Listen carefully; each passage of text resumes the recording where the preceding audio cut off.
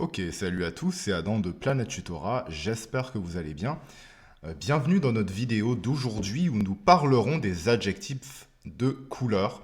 Les couleurs ajoutent de la vie et de la profondeur à notre langue, mais savez-vous comment les utiliser correctement? Donc aujourd'hui, on va régler tous vos problèmes concernant les règles d'accord de ces adjectifs en découvrant comment ils s'adaptent en fonction du genre et du nombre des noms qu'ils qualifient, ainsi que des règles comme les adjectifs composés, les adjectifs avec des traits d'union, les adjectifs qui comportent des noms de choses, etc. On abordera également les exceptions, donc vous inquiétez pas, il n'y en a pas beaucoup. Que vous soyez étudiant ou simplement passionné de la langue française, cette vidéo est faite pour vous aider. Alors, petites explications, exemples, exercices, commençons. Donc après cette brève introduction, commençons par la base. Ces adjectifs s'accordent en genre et en nombre avec le sujet qu'ils décrivent. Par exemple, prenez l'expression des voitures rouges. Donc ici, rouge s'accorde avec voiture en genre féminin et en nombre pluriel. Donc voilà, pas trop compliqué jusqu'ici. Mais attention, il y a plus que ce qui saute aux yeux. Donc prenons des cheveux châtains. Donc le mot châtain s'accorde également en genre masculin et en nombre pluriel avec cheveux. Donc c'est pas parce que c'est une couleur moins commune que ça prend un accord spécial. Ok, donc les accords spéciaux, on les verra un peu plus tard. Maintenant, considérons des nappes blanchâtres et les forêts verdoyantes. Donc ces adjectifs de couleur, blanchâtre et verdoyant, excusez-moi, sont un peu plus descriptifs et suivent le même schéma d'accord que les simples couleurs rouge, bleu, jaune, etc. Donc quant aux couleurs simples, comme le vert, le bleu ou le rouge, l'accord est aussi simple que les couleurs elles-mêmes.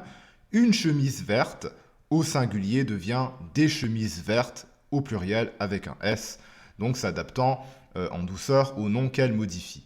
Donc gardez l'œil ouvert pour la suite de la vidéo où on va explorer des cas plus complexes.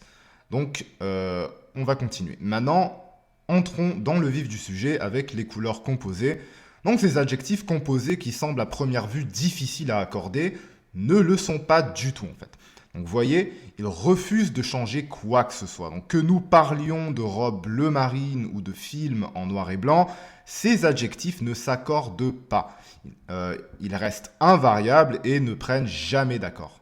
Maintenant, vous remarquerez qu'il y a des adjectifs de couleur composée avec des traits d'union et d'autres qui n'en prennent pas. Ça semble difficile donc à comprendre, mais en fait, pas du tout. La règle est vraiment simple. Si un adjectif de couleur est lui-même modifié par un autre adjectif de couleur, alors un trait d'union les lie. Ainsi, bleu-vert et rouge-brun, ou encore bleu-gris, s'unissent par ce petit trait d'union, mais encore une fois, ils ne s'accordent pas. Mais en tout cas, ils ont un trait d'union parce que les deux couleurs, parce que c'est deux couleurs ensemble, tout simplement. Mais si cet adjectif de couleur est suivi d'un nom, et non pas d'une couleur, alors il reste libre, sans trait d'union. Par exemple, bleu marine et jaune citron, ou encore rouge tomate et vert pomme, restent donc espacés, indépendants, sans trait d'union, mais toujours invariables. Ils ne s'accordent toujours pas de toute façon. Parce qu'on le comprend, marine, citron, tomate, pomme ne sont pas des couleurs, ce sont des noms à la base. Donc, pas de trait d'union. Et maintenant, abordons une autre petite nuance. Lorsque deux couleurs sont unies par le mot et, pour qualifier un objet possédant ces deux couleurs simultanément, donc pas en même temps, l'adjectif reste invariable. C'est le cas par exemple des films en noir et blanc, où chaque film combine ces deux couleurs en même temps, le noir et le blanc. De même, si vous parlez de fleurs rouges et jaunes, bien chaque fleur présente ces deux couleurs en même temps sur la même fleur. Dans ces cas-là, l'adjectif de couleur composé avec un « et » ne s'accorde jamais. Par contre, soyez attentifs à cette subtilité. Si les fleurs sont distinctement rouges ou jaunes, alors l'adjectif s'accorde en nombre avec le nom qu'il qualifie. Ainsi, des fleurs rouges et jaunes signifie que certaines sont entièrement rouges, d'autres entièrement jaunes. Donc, rouge prend un S dans ce cas-là et jaune prend un S également dans ce cas-là. Voici une autre règle d'or concernant des couleurs composées. Lorsqu'un adjectif de couleur est formé de deux noms, comme couleur framboise ou couleur chair, il reste invariable. Peu importe le nombre de chandails que vous admirez, ils seront toujours couleur framboise sans S et non couleur framboise au pluriel. Okay, avec des pansements couleur chair, couleur ne prend pas de S, chair ne prend pas de S. Il en va de même pour tout autre objet avec une teinte définie par deux noms. D'accord ? Maintenant, voyons les adjectifs de couleur issus de noms de choses, comme les fruits ou les pierres précieuses. D'accord ? Ces adjectifs sont d'une nature encore une fois invariable, tels que marron, orange et noisette. Ah oui, parce que orange, c'est réellement une chose, donc un fruit. Marron, c'est également un aliment. Noisette aussi, on peut en manger. Donc tous les adjectifs de couleur tirés de vraies choses comme des fruits ou des pierres, on ne les accorde pas. D'accord ? Donc que vous décriviez des yeux marrons ou des pantalons abricots, ces adjectifs ne changent pas. Peu importe le nombre ou le genre, marron ne prend pas de S, abricot ne prend pas de S. Même quand on dit des chandails orange, orange ne prend pas de S, même s'il y en a plusieurs. Des robes cerises, par exemple, pas de S à cerise parce que c'est une chose, etc., etc. Mais attention, il y a des exceptions à cette règle. Ne vous inquiétez pas, il faut juste savoir les plus connus. Il n'y en a pas beaucoup. En effet, certaines couleurs, bien qu'elles décrivent des noms, eh bien, elles s'accordent en genre et en nombre. C'est le cas de rose, violet, mauve, doré et écarlate, écarlate et pourpre. Donc, nous parlons des murs roses avec un S et des rubans violets avec un S également. Donc, c'est les seules couleurs qui sont tirées de vrais noms communs qui prennent un S. Mais les autres, comme orange, marron, abricot, noisette, cerise, etc., ne prennent pas d'accord.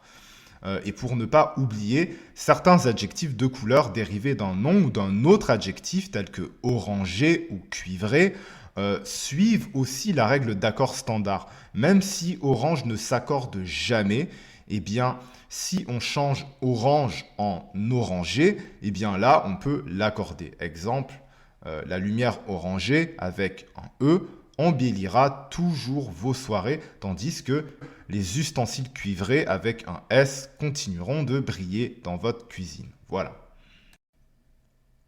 Alors pour récapituler, voici un guide rapide sur l'accord des adjectifs de couleur en français. Les couleurs ordinaires ou simples s'accordent en genre et en nombre avec le nom. Rouge, châtain, blanchâtre, bleu, sauf lorsqu'elles sont dérivées de noms comme orange ou encore abricot. Alors là, il n'y a pas d'accord. Donc des chandails orange, il n'y a pas d'accord à orange. Des chandails, des pantalons abricot, il n'y a pas de S à abricot, tout simplement parce que ce sont de vrais objets.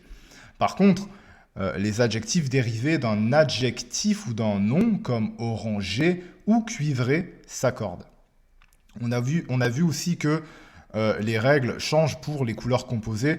Donc toutes les couleurs composées restent invariables. Rouge vif, jaune citron, rouge tomate, bleu vert, rouge brun, ça ne prend pas d'accord. Aussi, les couleurs composées avec le mot « et », donc « et », des fleurs rouges et jaunes, des films en noir et blanc, ne s'accordent pas, sauf si les couleurs sont individuellement séparées sur chaque objet. Bien entendu, par exemple, des fleurs que rouges ou des fleurs que jaunes, dans ce cas, rouge et jaune prennent un S. Ensuite, lorsqu'elles précèdent le mot couleur, ça ne s'accorde pas. Exemple, des pansements couleur chair, des robes couleur framboise, donc il n'y a pas de S ni à couleur, ni à framboise, ni à chair. Et attention aux nuances. Un trait d'union est utilisé quand une couleur composée est formée de deux couleurs.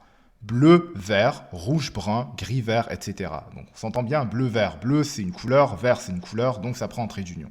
Rouge, brun, rouge, c'est une couleur, brun, c'est une couleur, donc ça prend un trait d'union.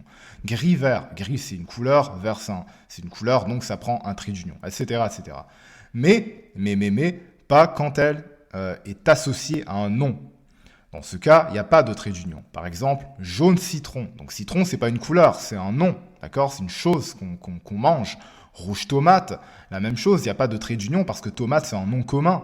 Vert pomme, Pomme, c'est la même chose. C'est une chose qu'on peut manger, donc c'est tiré d'un nom, donc il n'y a pas de trait d'union. Bon, maintenant, faisons un exercice.